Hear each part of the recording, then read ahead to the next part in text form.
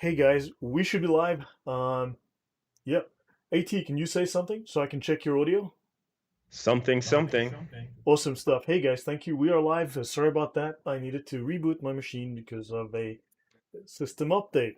Yeah, I discovered at the last second. So welcome, guys. Hey, we've got a busy chat. Good to see you all. Today, AT is going to be leading the charge, and yeah. So AT, let's without further ado, tell us what we're going to be doing today.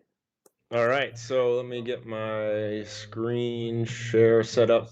So we're gonna be talking about double standards. I was asking the chat what double standards we think. So Coffee Bean's guess is Trinity and Tawhid. Nope, good guess. Wouldn't be a bad topic to covered. We are going to talk about the double standards of what we accept as authentic sources regarding the life and teachings of Jesus and regarding the life and teachings of Muhammad. So, yep, it's going to be fun. So, double standards. I actually got this quote from you, Lloyd. Double standards are the only standards that Muslims Muslims use. So, a quote I would like to start today out with, and I think this is Are we something that's going sharing? to be Yep. yeah, I think I hit Yeah, we're share. sharing. Yep, we are sharing. Oh, Yep. there we go. Well, I got to go back so they can see it. Here we go. So, uh, double standards, the only standards Muslims use. All right. So, our quote for today that we're going to think about is the palest ink is always better than the sharpest memory. Okay. Because we It's a understand really good that, quote. say what? That's a really good quote. It is. It is. So we're going to talk about the difference between how Muslims recall their sources and how Christians recall their sources, right? So we're going to talk about hearsay and heresy. So hadiths is what we're going to be covering today, are sayings that are attributed to Muhammad. The vast majority of hadiths are actually rejected.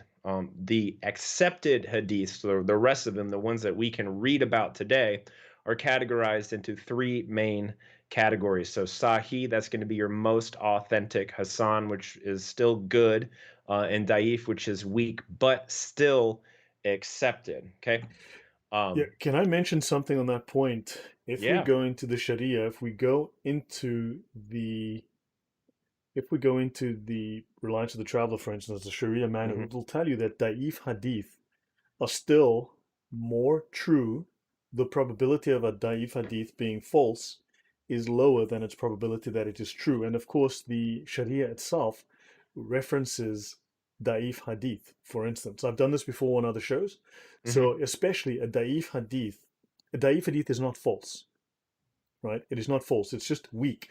Now, Right. understand this doesn't mean that the Hassan, Daif, and so on. This does not refer to its chain of transmission. It refers to the content, right? And Daif hadith that refer to Muhammad are considered true, right? So Yep. Daif hadith can be true and can be considered entirely authoritative. They are not rejected by the scholars. They're not, and also it's just very clear. I'll bring it up later, but one scholar may accept it and another scholar may not. So there's a consensus of the scholars that these hadith are considered true.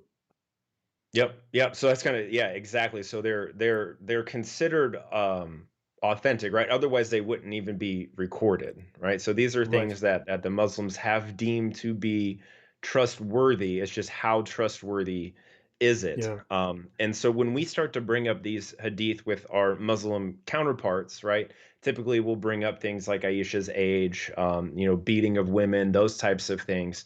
Oddly enough, even when we bring up Sahih Hadith, they end up telling us, hey, you don't understand the science of Hadith, right? That's what they end up telling us, which has always cracked me up because science, as I have pulled up here on the screen, is defined as the intellectual and practical activity encompassing the systematic study of the structure and behavior of the physical and natural world through observation and experiment, right? So we're talking about factual observations, right? So studying oral tradition is not a science, right? At best, it's a study of anthropology, right? The study of human behavior.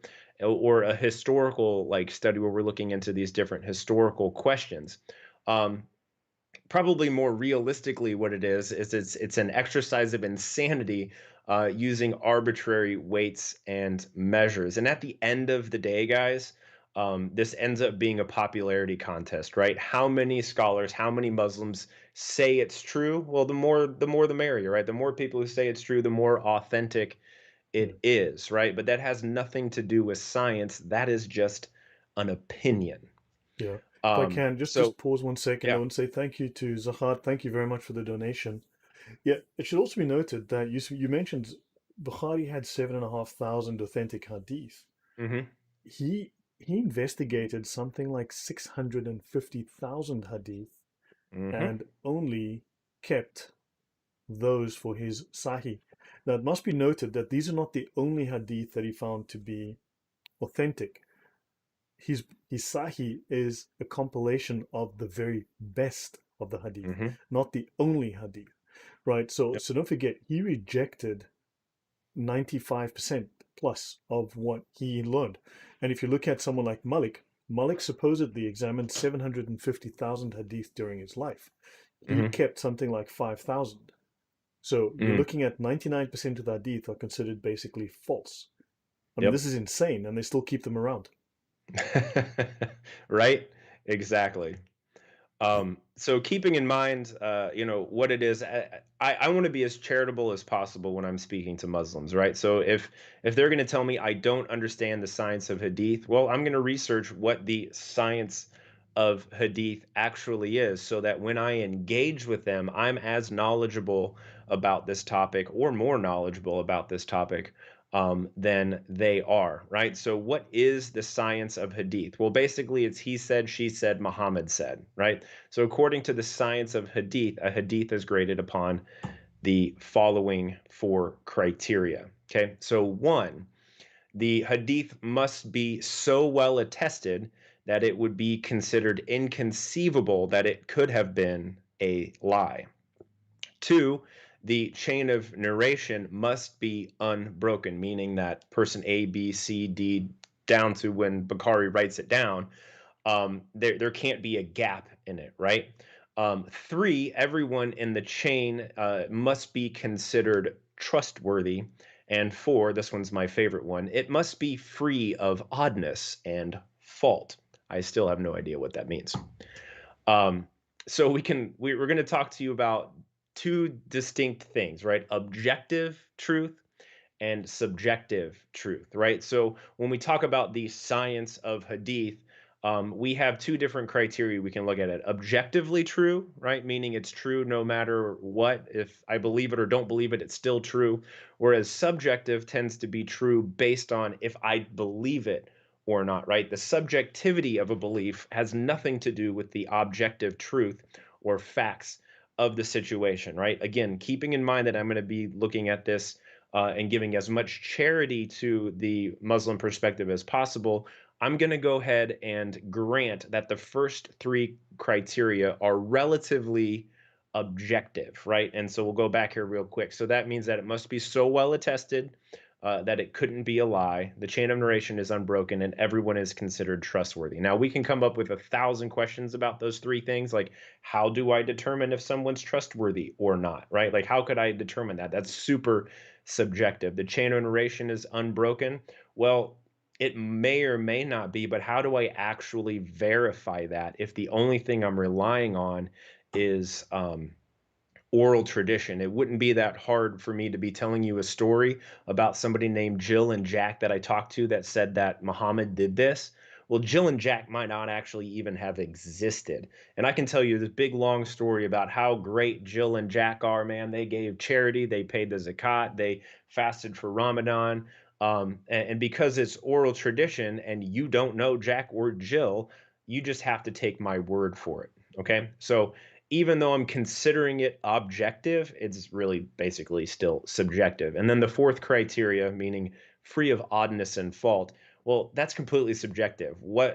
Who determines what is odd or faulted, right? So what we're going to look at today is we're going to look at what is considered to be the most trusted Hadith collection, right? The sayings of the Prophet. As most of you guys know, the most trusted Hadith collection is known as Sahih Bukhari. Okay. Like Lloyd said, he collected over 600,000 Hadith, right? He determined that 7,563 were Sahih, meaning strong or very strong. Of those 7,563, there was a bunch of repeats. So of the unique ones, there's really only 2,600 unique hadith. Yeah. Can I show something on that score? Would it be okay if I just shared my screen for a minute? Of course. Guys, I need to introduce you to Bukhari Jesus. Okay, it's very, very important. Um, so you have Imam Bukhari Jesus of Sahih Bukhari fame. He worked miracles. You didn't know this, did you? That Imam Bukhari was a miracle worker. He worked miracles like Muhammad worked miracles. Let's listen. This is from the Fath al-Bari by Ibn Hajar al-Asqalani, which is translated by Abdul Hakim Murad. And it says here about Imam Bukhari, it says here that his miracles, his karamat, are numerous. So Bukhari was so holy that he actually had numerous miracles that are well attested. In other words, they are sahih. Once after helping, once Sahih, after helping, Sahih. exactly. So once after helping to build a fortress to defend the Muslim community, oh my God, he was such a philanthropist. He provided the laborers with 3 small coins worth of bread.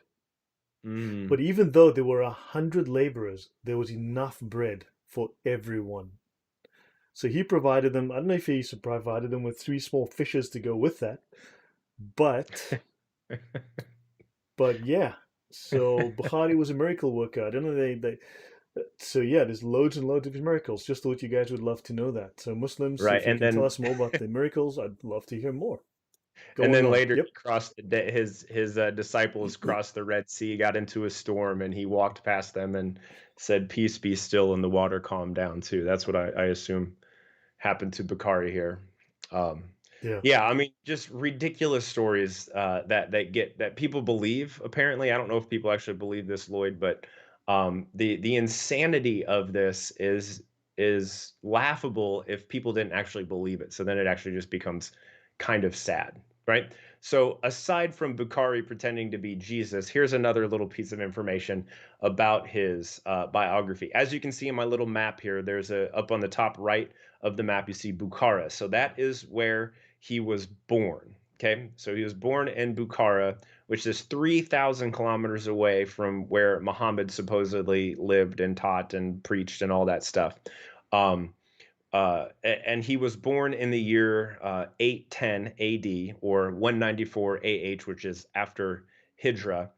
And Bukhari did not compose his book until 846 AD or 232 years after Hijrah. So we're talking about a man who lived 3,000 kilometers away from the life and times of his false prophet and was born hundreds of years, couple hundred, or wrote down the life and teachings of Muhammad 200, more than 200 years after all these events, right? So here's the legend of Bukhari, right? Bukhari is said to have memorized all 6,000 hadith in his mind. Now, apparently, because he can take a couple of loaves and multiply them and all kinds of stuff, he's got some sort of miraculous, amazing memory. And according to that, um, he didn't even write them down when he was memorizing them. He would just go around and talk to people and they'd tell him stories and he would memorize them.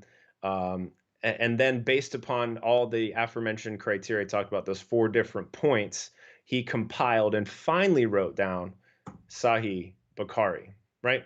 So what do modern Muslims think about Sahih Bukhari? Well, the works of Bukhari are largely accepted as authentic sayings of Muhammad according to Sunni Islam, right, which is the largest sect of Islam. The first 3 criteria are relatively objective, right? And we will apply this Muslim standard of historical investigation to the Bible and see if the Bible fits, right? The last criteria is completely subjective, and this does actually lead to many divisions among Muslims. So going back to this oddness and fault situation, who in the world determines what is considered odd or faulted, right? So this is when we talk to the Muslims on the internet and they basically tell us like, "Oh, well, I know it's in Sahih Bukhari, but not everything in Sahih Bukhari is true." And then I think one of the reasons why they say that is because they find whatever we're showing them to be so weird and strange and wrong or faulted that they just go straight to this point number 4 and go, "It's unacceptable because it's weird." But that's subjective, right? That's not objective. And in fact, if we're talking about objective truth, so when historians actually go back and they read stories about these different major figures, historical figures, they actually use the opposite of what Muslims use. They use what's known as the criteria of embarrassment, meaning probably the more embarrassing stories about someone that are collected and are like remain in circulation, those are probably the most reliable things, right? Because if someone loves and reveres this person, why would they make up something that is strange? So, from an actual historical textual critic perspective, these odd and faulted hadith are more likely true than the ones that are super exaggerated Yeah. stuff, right? Can I bring up something from Yeah, the please. Sharia? So just to let me bring this up here, guys. This is from the Umdat al-Salik, known as the Reliance of the Traveler. Okay, this is section A 4.3. If I recall, let me double check that. A 4.2, and so I'm going to go through 3 pages. So, seeking knowledge is an obligation upon every Muslim. Oddly enough, this is a weak hadith. Now, Muslims love to say that's a weak hadith, therefore we can disregard it. It's false.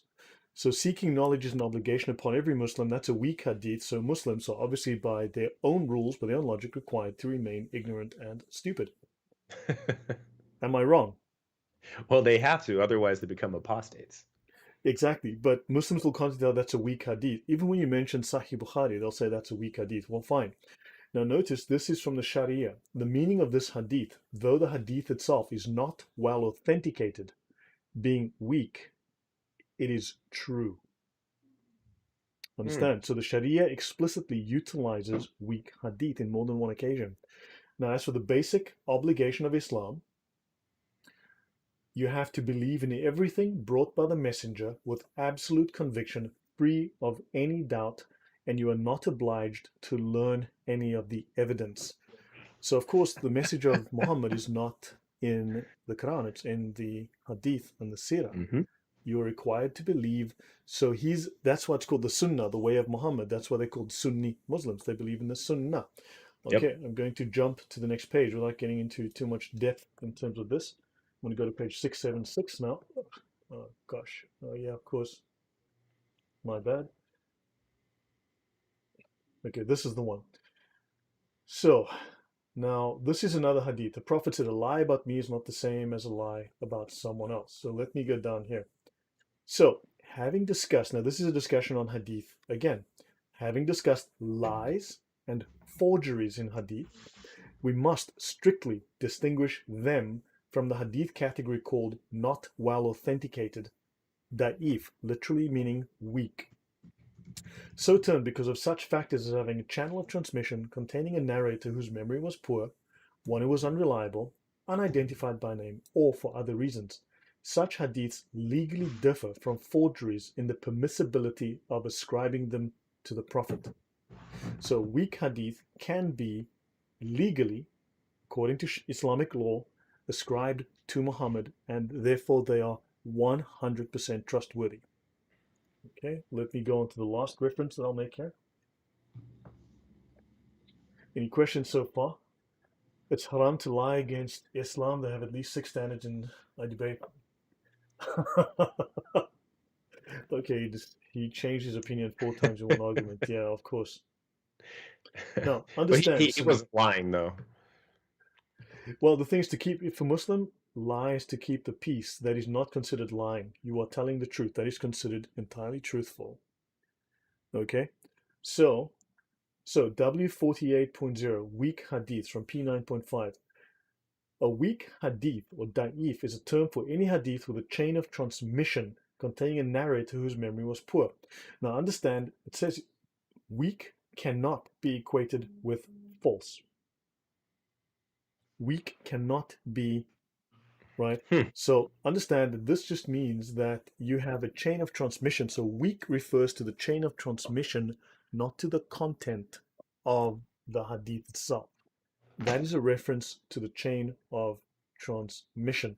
I'll pause at that.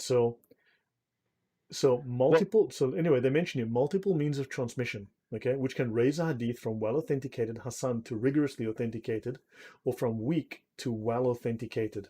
Okay, so there are numerous references to scholars who disagree about these things. hmm So, for instance, weak cannot be equated with false is the fact that weak is an attribute of the hadith's chain of transmission, while false is an attribute of the hadith's text.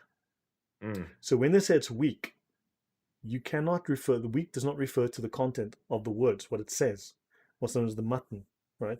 False is an attribute of the hadith text. These are two different things.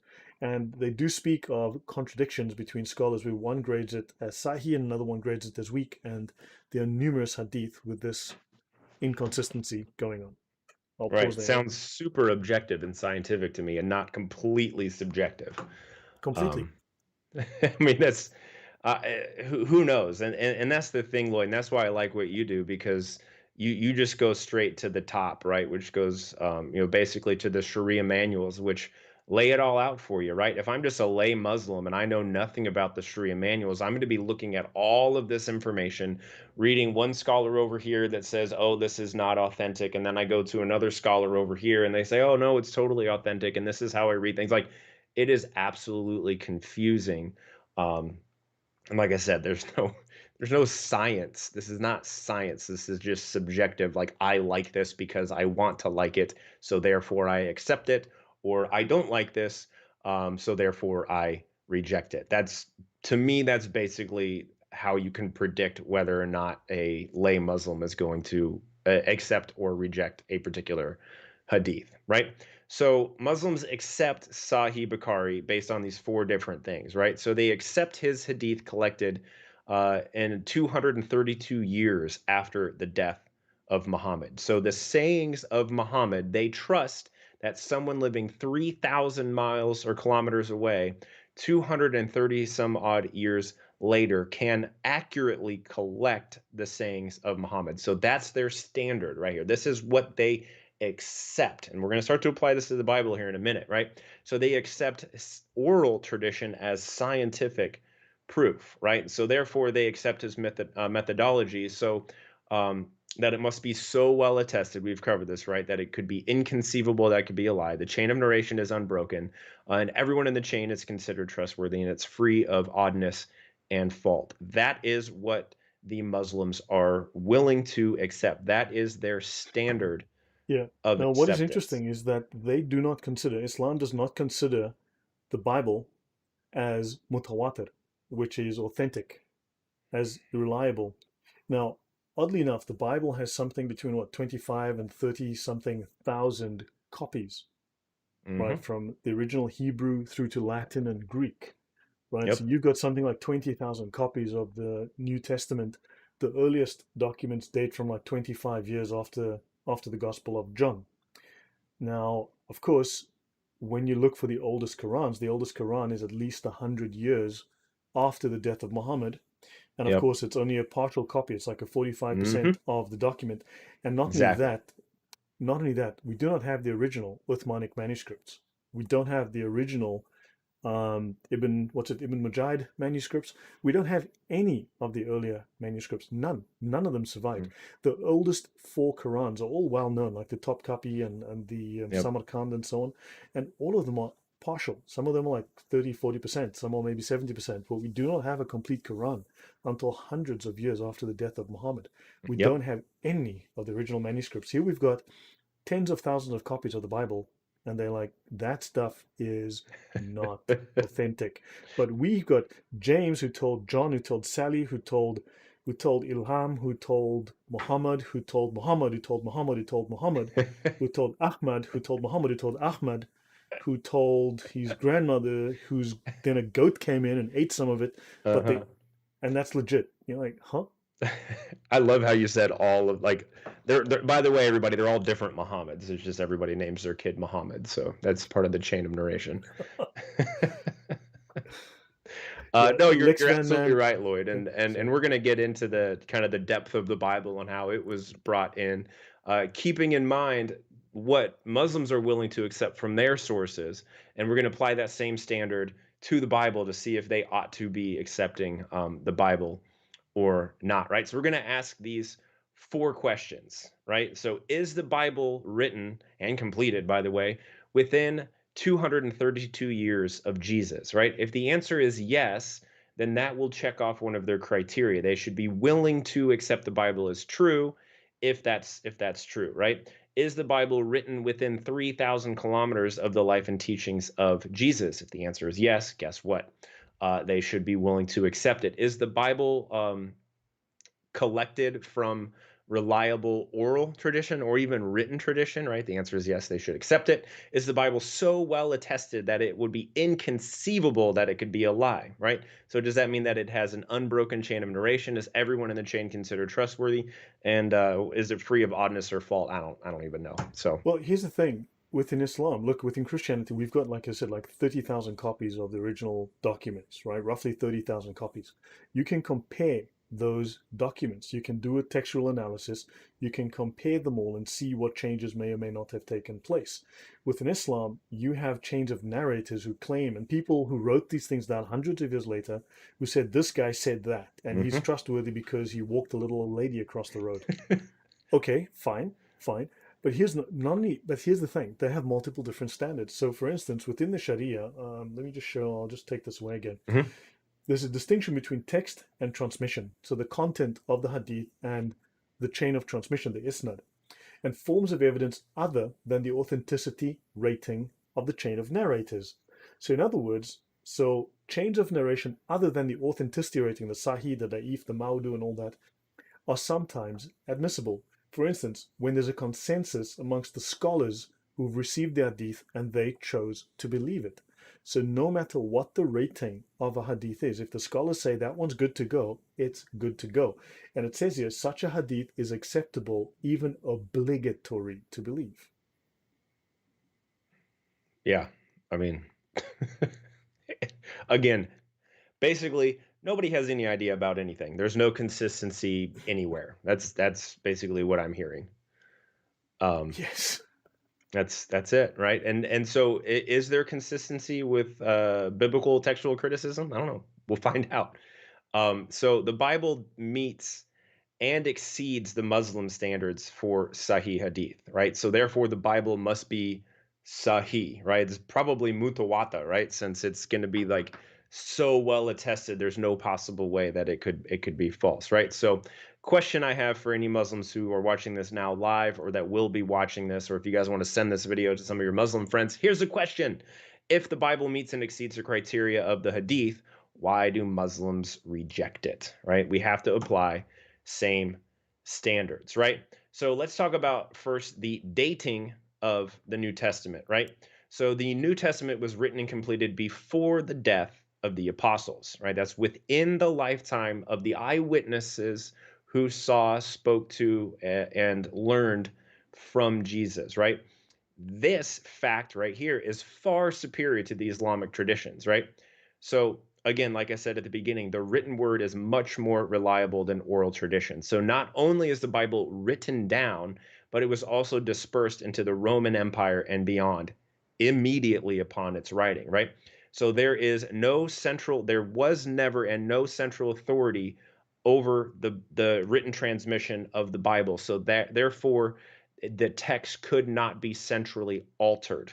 Okay. So what that means is if the text was altered in one location over here, that doesn't mean that it was altered in this location over here, right? So that way there is a check and a balance between these different things so that we can maintain the authentic and true original Bible as it's dispersed throughout the world, right?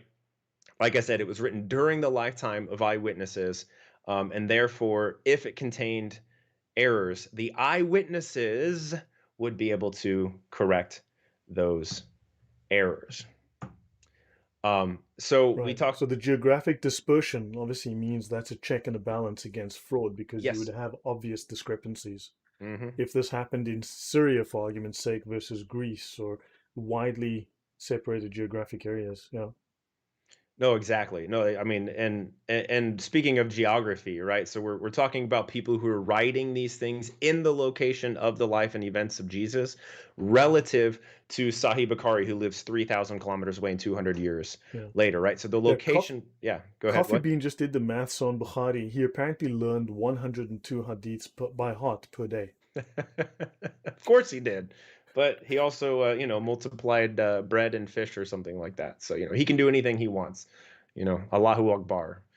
Um, right. So the location of the author is obviously written within the lifetime of the eyewitnesses to Jesus, in the same geographical area, as Jesus lived. Right. So what we're seeing here, guys, is we're seeing that the Bible is by far and away exceptionally greater than the Hadith collections that Muslims will accept, and yet they reject the authenticity of the Bible, right? So let's talk about oral and written traditions of the Bible. The Bible is compiled by authors who wrote down, in some part, oral traditions about the life of Jesus directly from eyewitnesses, right? So imagine a reporter goes out to the scene and interviews people who are eyewitnesses and writes down what these eyewitnesses say, collaborates all that information, and then puts it into his report. Well, that's basically what Luke did, right?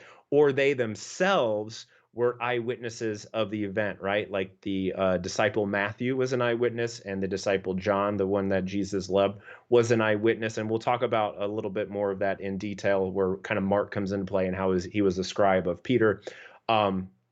Right. And all of this is occurring within the lifetime. I'm going to repeat myself a lot here, guys, because I wanted to get through all of our heads. This happened in the location where Jesus lived during the lifetime of eyewitnesses, right? So that means that the biographies of Jesus were written down before myths and legends could start to form. Here's a little FYI Jeopardy thing, right? So back in the day, legends and myths would start to develop after 2 to 4 generations after an important person lived, right? So the mythology, and we can see this start to develop in the Gnostic Gospels, which, by the way, are 2 to 4 generations after Jesus lived. We start to see these crazy mythological types Yeah. of things, right? So 300s, the the 400s, the and it reached the crescendo in the 4th century. yep, Yeah. yep. So the Bible was written early enough to be void of the possibility of myths and legends to occurring, right? Um, so bottom line, guys, the Bible is superior to the Islamic sources, but we can keep learning more about it. Again, I Okay, know can I'm I repeating inject myself. something about Islam at this Yeah. point again? Can I just drop something in? So guys, yeah, I want to bring this up. This document is called the Fat al-Bari, right? The Victory of the Creator. Okay, this is the tafsir of Sahih Bukhari. Now, no scholar reads the hadith in the raw. The way we read the hadith directly, scholars do not do that. Scholars would not stoop that low. Scholars read the major researchers of the hadith. The major hadith collection is Sahih Bukhari, and the major scholar who knows Bukhari is a man called Sheikh al-Asqalani. Okay, so he wrote this thing called the Fath al-Bari. So every hadith has multiple. There's about 60, just like we have tafsir, like we have the tafsir, like Ibn Kathir Mhm. of the Quran. We have the tafsir of the hadith, except you've never seen one. I've never seen one. We don't have access to them. This is about the only availability we have right now, very limited. So you've got these interpretations of the hadith. And so this is the major interpretation by Sheikh al-Hajjaj. I think it's, Hajar al-Asqalani. So let's have a look at this, right? So removing weak hadith from the works, okay, was not the example of the scholars. Scholars did not remove weak hadith from their hadith collections, okay? Otherwise, Imam Ibn Hajar would not have included them himself in the Fath al-Bari as sources to take knowledge from. Mm. So the absolute best top Islamic scholars and the best experts on the hadith, they have a name for, I think they're the muhadith, I think they're called. They used the weak hadith as sources of knowledge. Weak hadith are used to support opinions because a weak hadith containing the words of the Prophet is preferred over pure opinion and personal judgment or reasoning. That's what the meaning of ijtihad is. Mm. And this is the example set by all the scholars, including Imam Bukhari himself, who used weak hadith deliberately in his work Al-Adab al-Mufrad. The Sahih of Imam Bukhari is a collection of the Sahih hadith specifically, not a collection of the only hadith that scholars should use. Mm. A Sahih hadith has about a 99 to 100% chance of being entirely accurate. A Hasan hadith has about an 85 to 99% chance of being entirely accurate. A Da'if hadith has a 45 to 85% chance of being entirely accurate. And this is the widest band of accuracy. Even a fabricated hadith, a Maudu hadith, has a 0 to 45% chance of being accurate, since the grading it was given may have been wrong, or the fabricator may have spoken the truth in this instance. Weak hadith should not be treated like fabricated hadith because an 85% chance of being entirely accurate is a very high chance. Just wanted to let you know, this is an opinion written by scholars at two universities, one Medina and the other Al-Azhar. So these are from the two major seminaries in the Sunni Islamic world. This is the opinion of the scholars from the two major seminaries who collaborated on this work. There is no higher opinion on this. Sorry, there is a higher opinion on this. People like Yahya and the complete idiots with no qualifications in the YouTube comments. My bad, I forgot. Those are the top experts of Islam. Excuse my. Yeah, How could I keyboard forget? jihadis always have the highest amount of respectability for sure. Yeah, they're the top scholars of Islam. So yeah, sorry, I don't know how I could have forgotten that. So yeah. So anyway, yeah, I just That's wanted to pass that on. So no, you that's guys had an incredibly idea of how it interesting. works. Thank you for sharing that. That's a little bit of news to me. So the Bible is so well attested, right? Written down during the lifetime of eyewitnesses, written by eyewitnesses or as a result of eyewitness testimony, multiply attested by 8 biblical authors, right? The key events of Jesus' life are attested by historians, by the way, historians who don't like Christians, um, such as Tacitus, who is a Roman historian, and Josephus, who is a Jewish historian. Also in existence today are several other writings from people within the lifetime of the eyewitnesses that are found outside of the Bible that attest to the main facts about Jesus' life, particularly his death by crucifixion on the cross, right?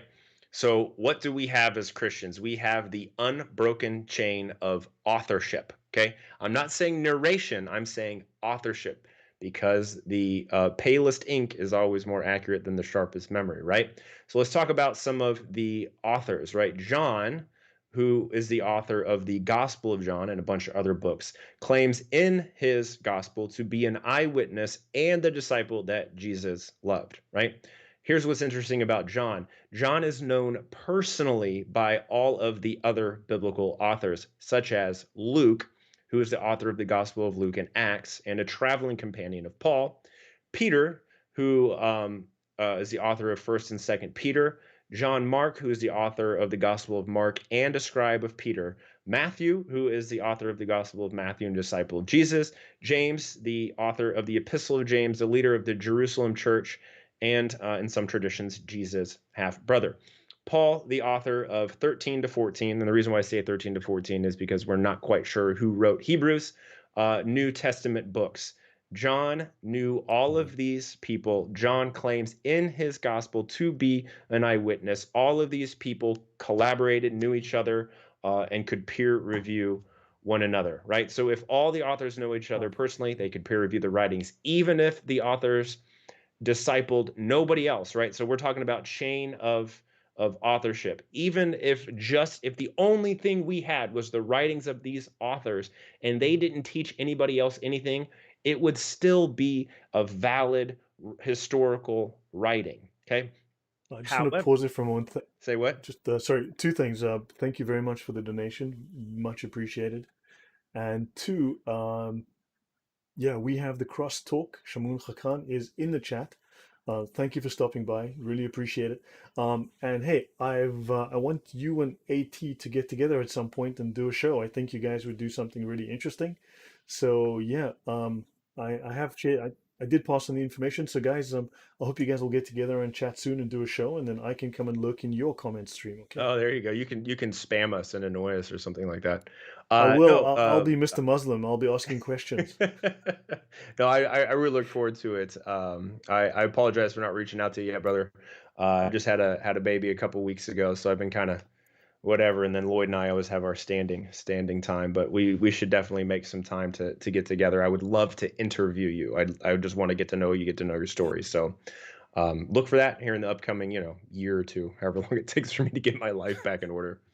Um, right. So like I was saying, was even if the authors did not disciple anyone, all their writings would still be in existence and they would still be valid historical testimony, right? However, we can do one better. The authors did disciple other people, right? And those other people also started writing things about the life and times of and teaching of Jesus, right? Did And any then of that those stuff get eaten disciples by a had goat? disciples and discipled others, and so on. So we literally have an unbroken written chain of authorship from the apostles of Jesus through today. And not just one little A more chain, it's chain, chain, chain, chain, chain, chain, chain. a more important question: do we have an uneaten chain of transmission? I mean, I really, I mean, was any of this stuff claimed to have been eaten by a goat? Mm. Maybe eaten by, I don't know, goldfish? Just please let me know. Was there any record of that in the Gospels? Were any of the Gospels eaten by a goldfish, eaten Mm. by a sheep, eaten by a goat, anything like that? Nothing, nothing. So we have an uneaten chain of We transmission. have Okay, an which is that's uneaten chain, and that is the most it's a step important up. fact of today. You know what? You know what's funny, Lloyd, is like we go into all this incredibly great information, and people are going to remember it for 10 minutes, but they will never forget that we have an uneaten chain of transmission of the Bible. Veronica says, yeah, well, at least the Islamic story, the Islamic narrative is well digested, which it's also been pooped out, I guess, if that's how you want to think about it, take it to its logical conclusion. It could be under someone's shoe, and that we just let's get our minds out of the gutter. So basically, what was any of the gospel stuff written on rocks, Mm, pieces of bone, and leaves, I the don't way know. the I don't because know. I don't think that was the situation with the New Testament Gospels. I mean, because don't forget the Gospels, even the Quran wasn't written at the time of Muhammad's death. Right. It was not compiled, and it Right. was written in all of these sources. They had to collect all these sources. And was it any time was the Bible burned and rewritten? Never burned and rewritten. There was some enemies, especially Rome, who burned quite a bit of it, but luckily it was dispersed But throughout it the wasn't entire world by deliberately then. collected and gathered together by one of the major fathers of the church, burned and then rewritten for Yeah, nobody convenience, in the correct? church ever had the desire to hide any of the evidence of the Bible.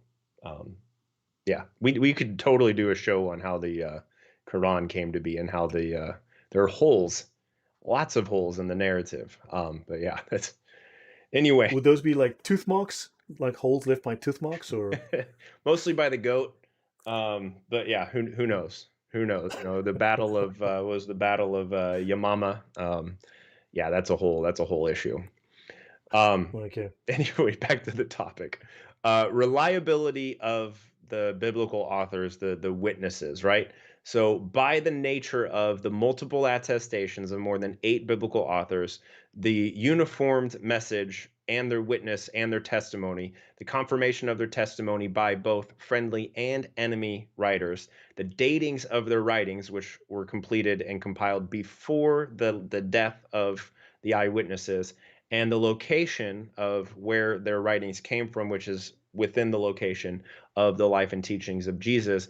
By the nature of all that information, we can confirm that their writings are reliable and trustworthy, right? So let's review really quickly. What do Muslims have? Well, it's more like what don't Muslims have? They have no extant writings from eyewitnesses. Muslims have no extant writings from people who knew eyewitnesses. Muslims have no extant writings from people who knew people who knew people who were eyewitnesses.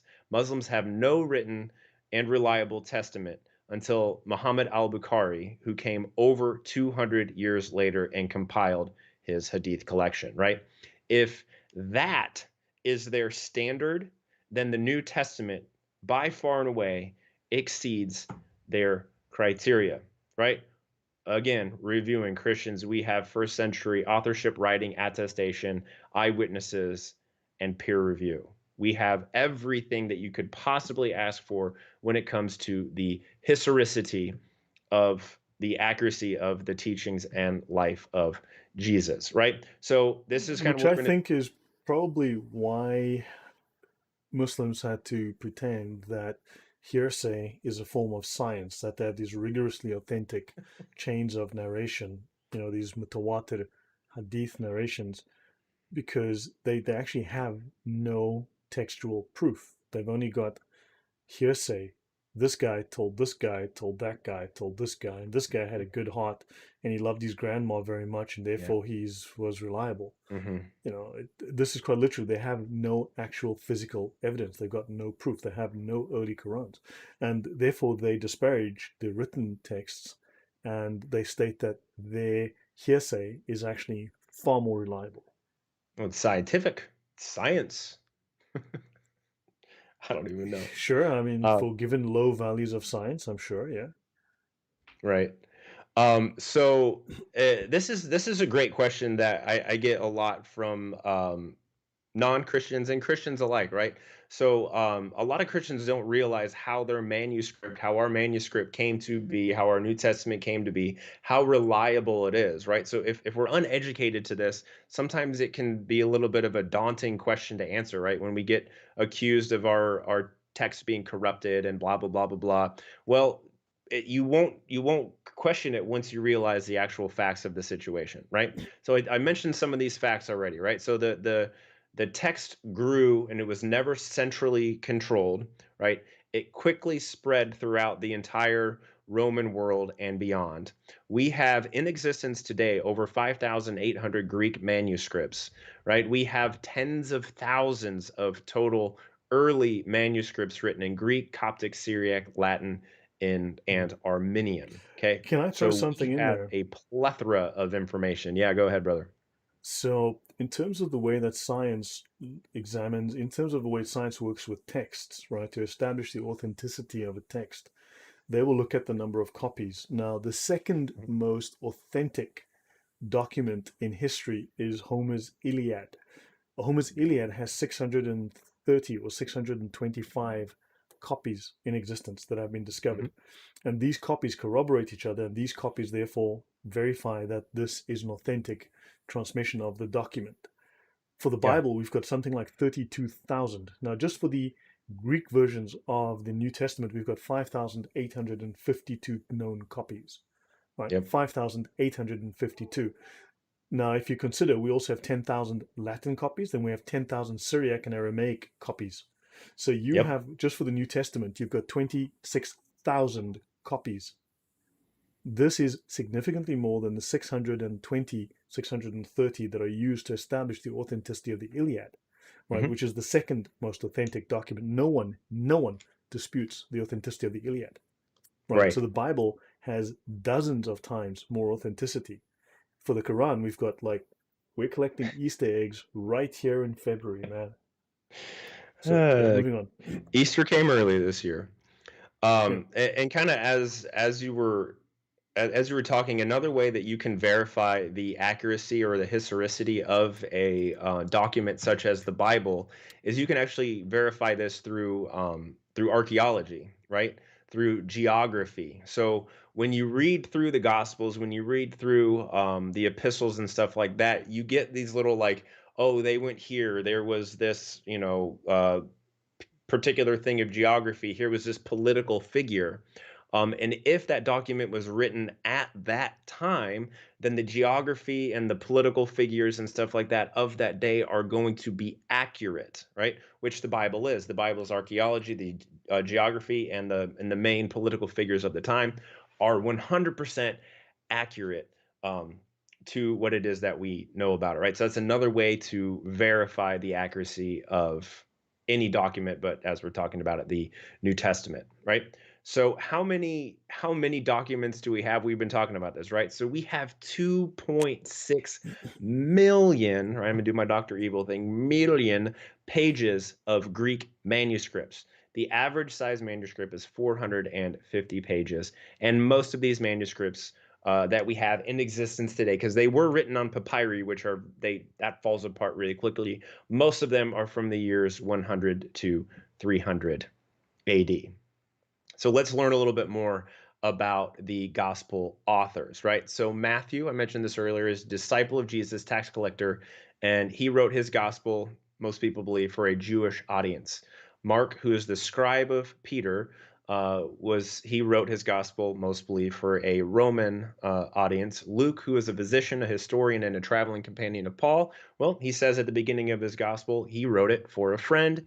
And John, the disciple of Jesus loved, he wrote a historical gospel, but he focused more on the spiritual truths of what it is that Jesus was teaching. So this is where we get into some controversial stuff, right? So the dating of the gospels, a lot of people are going to have us believe that the gospels are written 70 AD or even later than that. I'm going to make my argument for that they were written much, much earlier than most people believe. And here is why and not just I, there's a lot of other Christians who believe this as well. So we all know that Luke wrote Acts and the Gospel of Luke, right? Acts does not include, right? Remember, Luke was the traveling companion of Paul. He does not include the martyrdom of Paul, okay, which happened around 64 AD. So Paul was killed during the reign of Nero, sometime after the Great Fire of Rome, okay? So Luke does not mention the fire nor the persecution of Christians as a result. By using inductive reasoning, right, we can with a high degree of likelihood say that Acts was written before all of these events took place, right? Because if he didn't, if he wrote it afterwards, we would assume that he would have included those major events, right? So if we understand that Acts must have been written sometime before 64 AD, no later than 64 AD, then we know that Acts is a sequel following the Gospel of Luke. That means that Luke must have been written sometime before that. Most historians believe that Luke was written after Matthew and that Matthew was written after Mark, right? By simple deductive reasoning, right, we can assume that Matthew was written in the early to late 50s, Mark was written in the late 40s to early 50s. Those are the synoptic gospels. But what about John? Okay. Well, John makes no mention of the destruction of the temple nor the fire of Rome or anything like that in his thing. So by using inductive reasoning, once again, we can assume that John's writings came before the destruction of the Jewish temple in 70 AD. What about the epistles? Well, Paul wrote 13 to 14 letters. Remember, we talked about Hebrews. We're not sure if he wrote that or not. And historians all agree that they were written down between 50 AD and 64 AD, right? John wrote 3 letters and the book of Revelation, the last book of the Bible, before his death, sometime between 95 and 100 AD. James wrote 1 epistle dated from around as early 40 AD. Peter wrote 2 epistles before his death in the mid 60s, and Jude wrote 1 epistle, which we're not exactly sure when it was written, sometime between 70 and 90 AD. Okay, again, this alone should be valid proof that the Bible is accurate, right? But we can go one further. Like I said, the chain of narration begins with multiply attested first century witnesses. It continues with apostolic church fathers, and it spread to the early church fathers, right? Yeah, So the lives of not the narrators, but of the authors. We're going to get into that in here in a second. Did yeah. you say I just something, want to ask Lloyd? you, how many slides do we still have left? Just I curious. am literally almost done. I was Okay. thinking about that. We're Yeah, almost coming I up was on thinking of time. throwing in something on Hadith again. Should I just pepper just to pepper the conversation with some information about Hadith? Should I go back to mention something about that? How about this will take me 2 minutes if I just bust through this, and then how about the end you Okay, do that? no Does that worries. sound Yeah, okay? excellent. Yeah, All right, this cool, is brother. interesting information. This is really Yeah. interesting. So the lives of the authors, right? So I'm just gonna go ahead and put this up on the screen here so you guys can take a look at it. You might have to zoom in if you're on your phone or something like that. But here are the church fathers' timelines, right? You see on the left hand of your screen the birth of Jesus, his crucifixion, the life of early apostolic church fathers like Clement, Ignatius, Polycarp. Think about the life of John, Peter, Paul, James, all those people. They overlap one another, right? So as you can see here, these little boxes go across your screen and they show you that this is unbroken. And all of these people have writings that we can read today, right? So there is an unbroken chain of authorship. So how And do we again, here's verify that these people that are claimed to have transmitted the hadith orally, how do we know they even existed? you just have to take the person's word for it because the person in front of them was trustworthy. I mean, so how do you know these scholars didn't just make it up? I mean, we have no physical proof that these people existed. Right, And exactly. don't And that's the forget, when question. You Bukhari was can't. collecting his hadith, this is 200 years after the fact. So Mhm. now you've got to go, and someone's going to say, yeah, there was, yeah, 50 years ago, there was Ahmad who spoke to a guy 53 years ago called I don't know, you pick a name, Muhammad, who spoke to a guy called Muhammad 3 years before Mhm. that, who spoke to a dude called Muhammad, who spoke to Mhm. someone called Muhammad, who spoke to someone called Ahmad, so I'm not very creative, I guess, with the names, but understand, Neither are they. Don't worry. 200 years after the fact, someone's going and says, well, we've got a list here of 40 names of people that we, for a fact, spoke to each other and transmitted this accurately. Have you played Broken Telephone? After 5 minutes, you have gibberish, you have garbage. Yep. Not even 5 minutes, man. You play Broken Telephone with 10 people, and whatever you said in the beginning, that's not what comes out at the end. You know, 5 minutes.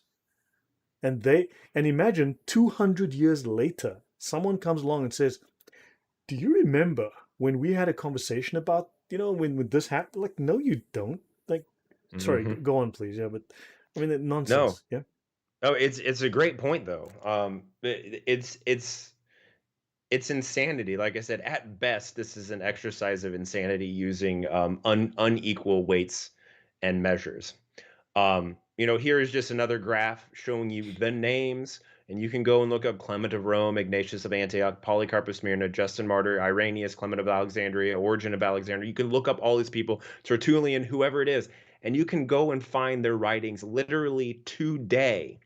Um, and so we don't only have this like, oh, these people existed type of situation because somebody in front of me said it.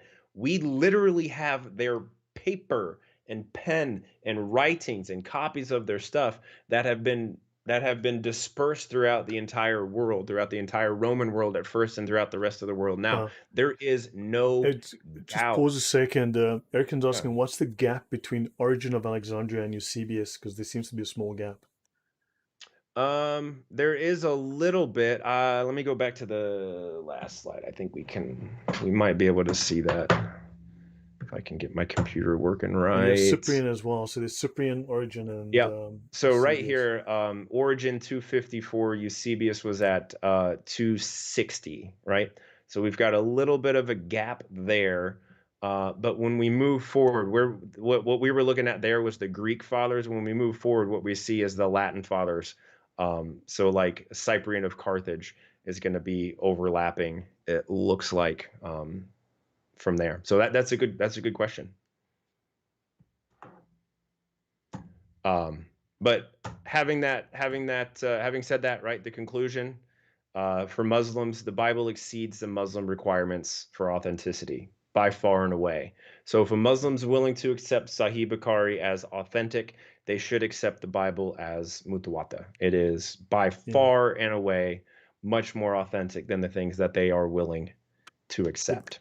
but this is why there's been no academic research of the Quran the way there has been for the Bible for 200 years. Mhm. Right. Yeah, the textual criticism of the Bible started very heavily in the 1800s. The textual criticism of the I would Islamic call it more like sources a are textual just assault now on the beginning. Bible. Say what? Sorry. I would in many ways characterize it as a textual assault. It was an attempt to Oh, undermine the Bible.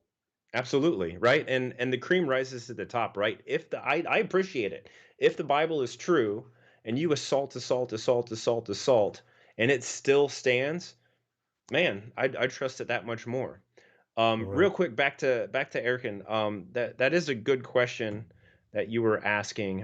Kind of with the gap here. The only thing that I would say is all these people's writings, right? Irenaeus, Origen, Tertullian, Polycarp, Ignatius, Clement, all of these people's writings, all of the Gospels and such like that were already in existence. So even if there is a few year gap between him and Eusebius, there's no gap in writings from it. So that'd be my only thing that I just thought of to add to And of that. course, if these people knew people, some of those people would still be alive and you could still interview the eyewitnesses.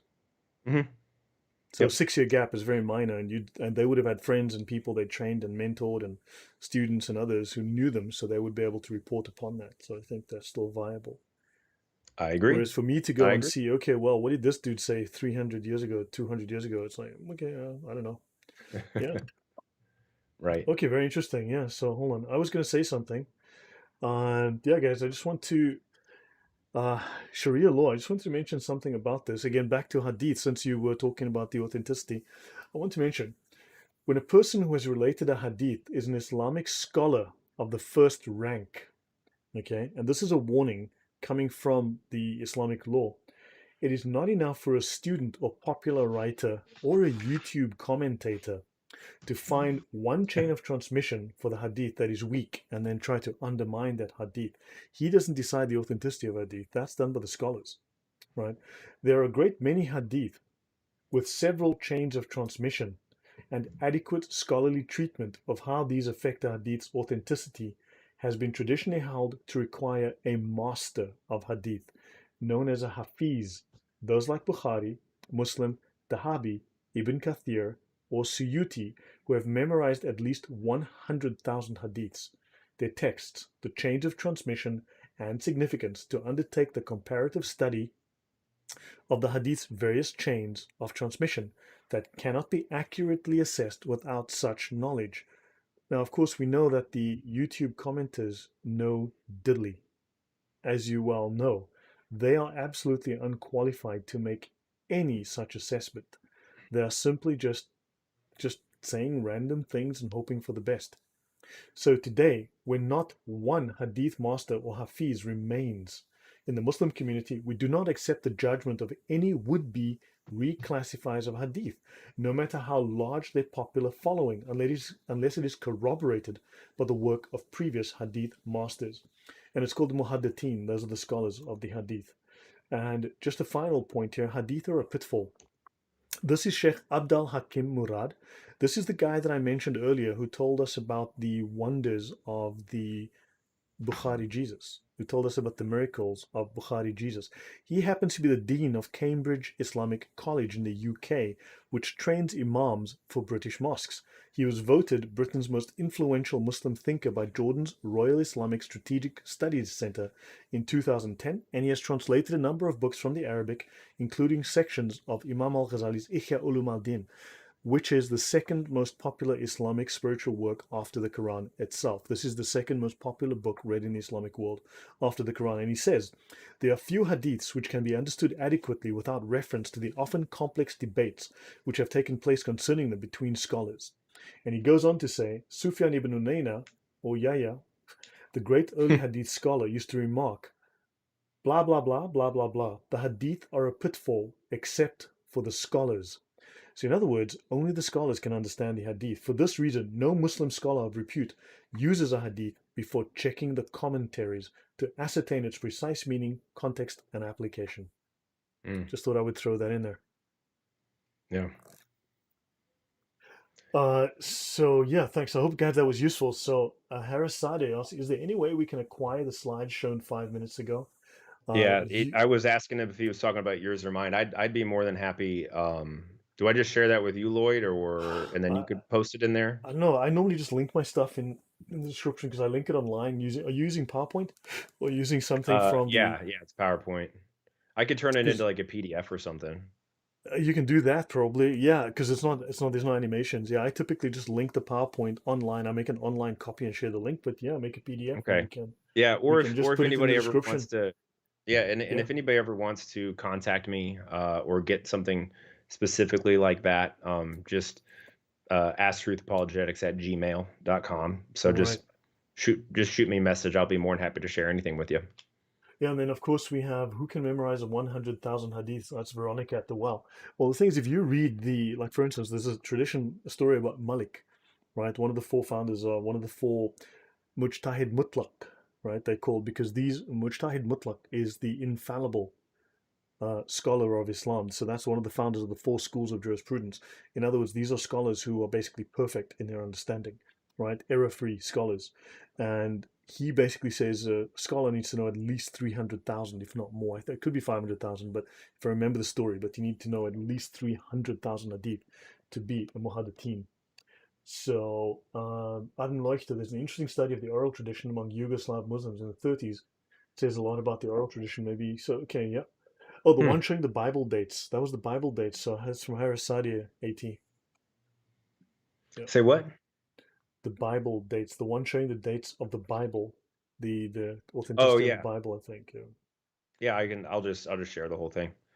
Um, Yeah. yeah. So Josie And Wales says, when we can show the city of David and yep. say with some certainty, this is the house of Saint Peter on the Sea of Galilee, but they are concreting over Aisha's house in Mecca, something is very wrong. Yes, there has been no archaeology there. They've literally dug up the whole place and just built hotels and built Hmm. stuff. They've completely ruined it. Yeah, because there's nothing to be found there. It's yeah. Yes, Yeah. I mean, honestly, that's more than likely true. I was actually getting ready to have you read Josie Wales' thing. I'm glad you did. Yeah. Yeah, so guys, that's it. Oh yeah, I'm busy sharing my screen here. This is Dang. yeah, my saver Is that you or when my you were like in the military, man? yeah, that was me when I was back in Iraq, man, doing my thing. No, my Pretty awesome. screensaver, not my screensaver, my desktop background changes every 60 seconds. Um yeah, so that's from Crisis. That's yeah, finished that many years ago, but I always enjoyed the game. Yeah. Um Well, you know what I was gonna say about like memorizing Hadith? Like I have probably, and Lloyd, you might be the same. I've probably memorized over 100,000 movie quotes, like from comedy movies from the 90s and early 2000s. So it can't be that hard to memorize that many Hadith. That's all I'm gonna say. yeah, but you see, you memorized original movie quotes. So when you've got 100,000 hadith and 90,000 of them are actually just copies of each other, Mm, you, you know, in yeah, fact, they're just copies of the other 10,000. They're just rewrites of the same few thousand. So yeah, you can do a few thousand of them. right, exactly. You know, like watch me do this. I can memorize. I've memorized thousands of quotes in movies too. I'll be back. See, I memorized that. That was easy. That It's was not a tumor. Go okay, run guys. to the chopper. Yeah, get to the chopper. Yeah, I think we've memorized all the Arnold quotes. Let's just be honest about that. I think so. I mean, yeah, thousands of lines. Yeah, exactly. There you go. You know, I mean, I was, you know, so yeah, before we start making dumb jokes again, the apologetics and comedy hour. Hmm. So, so guys, yeah, that's it from me. I hope that was helpful and useful to you, that you've learned a lot about the authenticity of the Bible in terms of its textual preservation, the history, some of the early scholars, and yeah. So yeah, thanks, AT. Much appreciated. That was a really, really good presentation. Looked better than mine. I'm very jealous. Well, there's a Lovely. little button on the side. I'm going to teach you about how PowerPoint works. There's a little button that says like make your slide fancy. I can't remember exactly what it is. And The then it design like button. yeah, it's great. The You just difference add is he you was just click educated and in an drag American. pictures. You see, the American education versus me. I came from Africa. The best we could do was what they call the school for emotionally disturbed teachers. This is the I had a result. few of those, but probably not too many. Yeah, guys. So anyway, thanks, guys. I hope that was interesting. Tomorrow evening, I will be on with Shamun Khakan. I need to set that up, that stream live. I'll set up that stream now before I get to bed here tonight. So that he and I will be discussing a debate between a couple of scholars, between Mm. a well-known Islamic apologist and Hatun Tash and another. So yeah, Oh, just right. look Yeah. out for that. I'll put that up tonight, and we'll be discussing that and going through some of that. And Shamoon has also had some fascinating feedback from people. Regarding the last show that we did. People said I was an idiot, and they couldn't explain why. They said I was wrong. They couldn't show any proof, Mm. and then he invited them to come live on air with us and explain to us using the sources how exactly I misquoted, and they refused. So, yeah. AT, sorry, we didn't get to the things that you wanted to do. You wanted to answer some Oh questions. no, Were it's you able good. to do that? Yeah, we'll Okay. we'll we'll cover it later. Just in case everybody's wondering, there's been a ex-Muslim who Lloyd actually had a big hand in getting him off of Islam, and I think he's seeking for some guidance and wondering whether or not Christianity is for him. So he's been asking a lot of really good questions, really tough questions, right?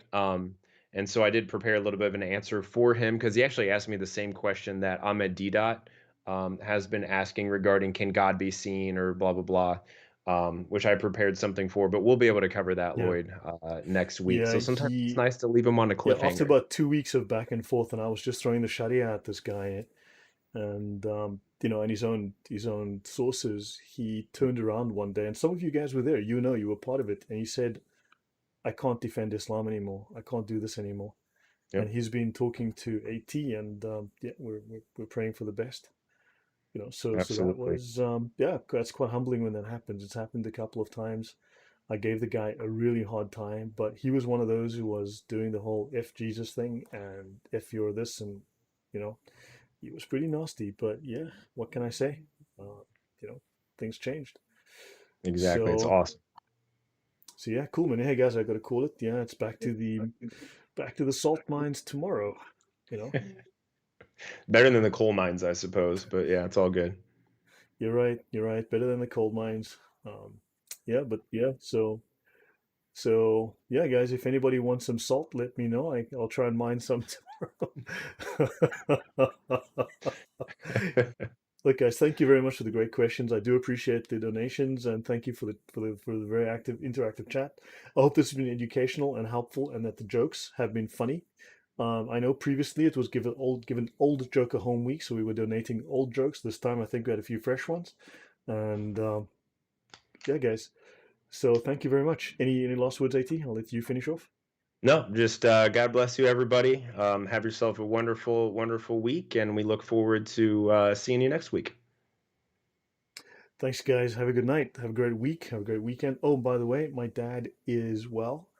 I want to say thank you guys very much. It's been hard getting hold of him. It's been really tough to speak to him. He's back at work. He is going to be doing a lengthy series of tests. They caught it very early because we had no Mm, information. We had no information. Everyone was in a huge panic. They caught it early, so now he's going to be doing an extensive series of tests over the next week. We'll only know more on Friday, but so far so good. He's sounding very wow, positive. He's back, that's So awesome, yeah, man. that's man, that's a big change. Yeah, that's a big change That's so because we cool. had no idea what was going on. We just knew there was a massive sudden panic. So yeah, so what can I say? Thank you guys. Appreciate the support. It's been really good. So yeah, please keep up the prayers, and I will inform everyone in the next week or so once we get news. We won't know anything before Friday or after. All right, guys. Thank you very much. Take care. See you guys. See you. Bye.